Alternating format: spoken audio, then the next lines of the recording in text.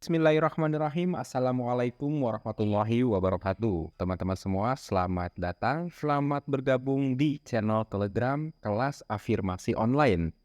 Dan saya ucapkan selamat pagi, selamat siang, selamat sore, selamat malam dimanapun Anda berada.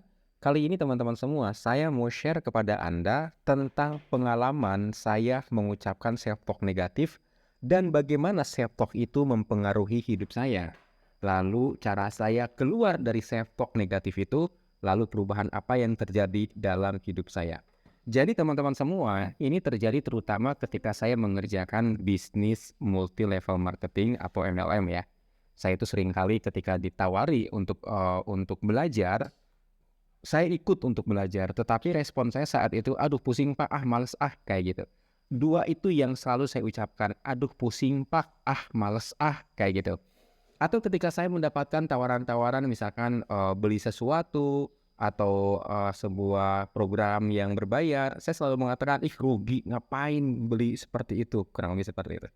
Jadi ada 3 kata yang saya ingat ya, males, pusing, rugi, itu aja. Nah, saya perhatikan kalau seandainya saya tidak punya teman-teman, mungkin saya tidak punya pembanding ya, tapi saat itu kan saya punya teman-teman yang juga sama-sama mengawali bisnis ini di waktu yang sama. Ternyata pada saat omset saya, bukan omset malah, ternyata pada saat komisi saya total sejak join sampai kemudian saat itu baru 400 juta, teman saya dengan jangka waktu join yang sama itu mencapai 1,2 miliar. Dan itu kayak kayak apa ya, kayak kayak ketampol gitu bahasanya. Kalau seandainya saya tidak punya pembanding ke teman, mungkin saya juga nggak akan membanding-bandingkan dan tidak akan sadar bahwa sebenarnya saya mengalami kerugian dengan kebiasaan mengucapkan itu. Tapi karena saya punya pembanding, saya jadi evaluasi, sebenarnya apa sih perbedaannya gitu ya antara saya dengan dia. Kalau ngomongin tentang kerja keras, oke lah sebenarnya mungkin saya tidak sekerja keras dia, tetapi juga tidak sampai drastis gitu loh. Kalau ngomongin jumlah prospek, ya saya juga punya banyak prospek. Terus kalau ngomongin tentang semangat, saya juga semangat. Terus jumlah edukasi, ya saya juga melakukan gitu loh. Jumlah edukasi saya mengedukasi juga. Ditambah teman saya itu malah jumlah edukasi per harinya itu lebih rendah daripada saya. Saya bisa 3 sampai 4 orang, dia malah cuma sanggup 1 hari. Tapi pertanyaannya kok bisa ya komisi dia lebih besar? Nah, setelah saya evaluasi dalam hal tindakan-tindakan, akhirnya kan ke evaluasi masalah sikap gitu ya, masalah sikap.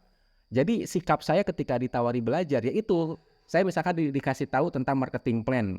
Saya itu suka nyela tuh, "Ah pusing Pak, males lah," kayak gitu-gituan, gitu loh. Akhirnya saya memang tidak menguasai marketing plan gitu.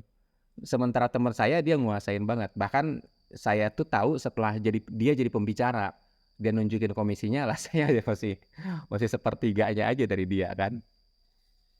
Nah, kemudian yang menariknya lagi, waktu saya dapat komisi di kisaran 400 jutaan, ada orang lulusan SMP join di bisnis ini.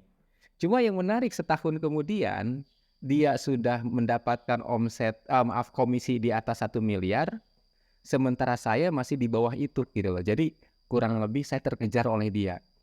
Nah ini juga, jadi evaluasi saya, sebenarnya kenapa gitu kan. Nah akhirnya saya disuruh belajar ke orang lulusan SMP itu. Nah, yang menarik teman-teman semua, si lulusan SMP itu mengajari saya persis seperti sponsor saya mengajari saya. Cuma anehnya, kenapa saya paham pada saat diajari oleh si lulusan SMP ini, sementara oleh, sponsor saya enggak. Ternyata perbedaannya adalah saya sudah mengosongkan gelas pada saat belajar ke lulusan SMP ini, sudah bersikap positif, sementara pada saat diajari oleh, sponsor saya bersikap pusing ah, males ah, kayak gitu. Jadi saya kayak nutup. Dengan kata lain sebenarnya otak saya cukup cerdas untuk menerima informasi, tetapi karena saya mengatakan males ah, pusing ah, sehingga nggak sadar itu yang jadi fokus pikiran untuk menjadi malas, untuk menjadi pusing, kayak gitu. Termasuk juga ketika, di bisnis jaringan itu kan full pengembangan diri ya, banyak pengembangan diri yang berbayar, yang gratis, meskipun juga dari luar juga seringkali kita ikut pelatihan-pelatihan dari luar. Bukan kita sih, saya nggak ikut, tapi teman-teman saya itu pada ikut. Saya selalu mengatakan begini, "Rugi ah, ngapain sih ikut pelatihan-pelatihan kayak gitu." Jadi nggak sadar fokus saya itu ke rugi rugi rugi rugi gitu loh. Nah, itu yang kemudian ternyata menghambat saya. Nah, kalimat yang pertama kali saya hapus adalah males. Jadi teman-teman semua, ini sugesti malas ini mungkin sudah cukup kuat saat itu sehingga saya, memilih untuk saya bisa, saya rajin, saya, istiqomah dan lain sebagainya. Jadi saya mengubah kalimat-kalimat itu. Caranya gimana?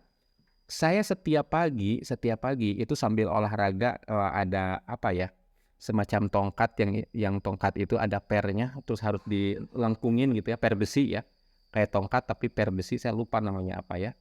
Sambil melengkungkan per besi itu, saya berucap dengan suara keras, "Saya bisa, saya bisa, saya bisa." Kurang lebih seperti itu.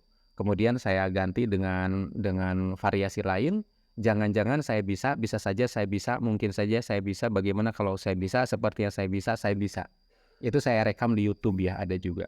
Poinnya adalah ketika, saya mulai memfokuskan kepada saya bisa, itu ketika saya dapat tantangan, pikiran yang pertama kali muncul tuh, "Gimana kalau saya bisa?" Kayak gitu ya. Jadi lebih positif.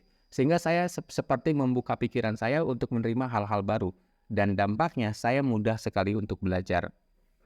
Nah, PR selanjutnya, dari saya adalah, saya itu paling saat itu ya malas. Nah, malas ini teman-teman semua, jujur saya akui ya, saya tuh sering kali beberapa waktu yang lalu terutama ya, itu malas untuk mengerjakan sesuatu.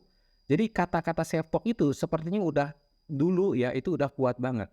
Nah, saya mesti menuntaskan pekerjaan karena kemarin-kemarin saya itu tidak tuntas mengerjakan pekerjaan. Akhirnya saya pakai terapi diri, saya itu nyabutin rumput di belakang rumah.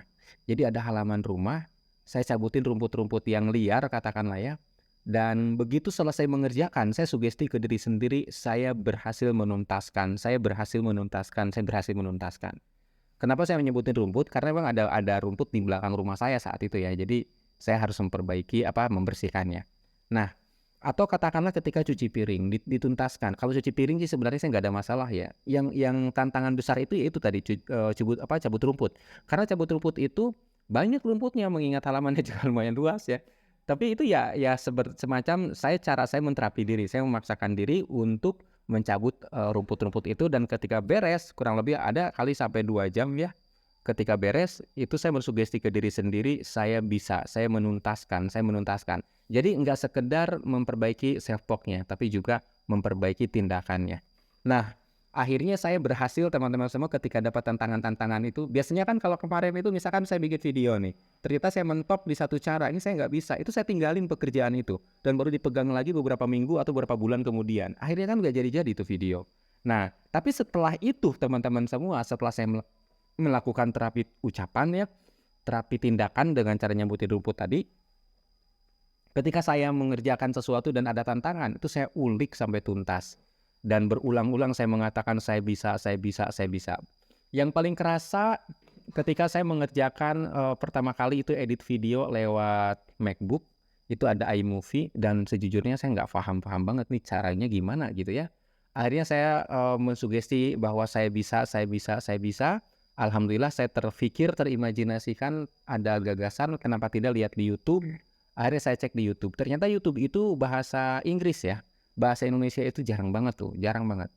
Lalu saya pun mensugesti lagi, saya bisa, saya bisa, saya bisa. Entah kenapa kepikiran, ya kalau emang nggak ngerti bahasa Inggris, nggak usah fokus ke bahasanya, liatin aja gambarnya. Kan di situ ada tutorial dalam bentuk gerakan-gerakan kursor gitu ya, dan lain-lain. Akhirnya ya sudah saya fokus ke situ dan saya bisa. Sampai saya bisa menggandakan dalam sebuah video itu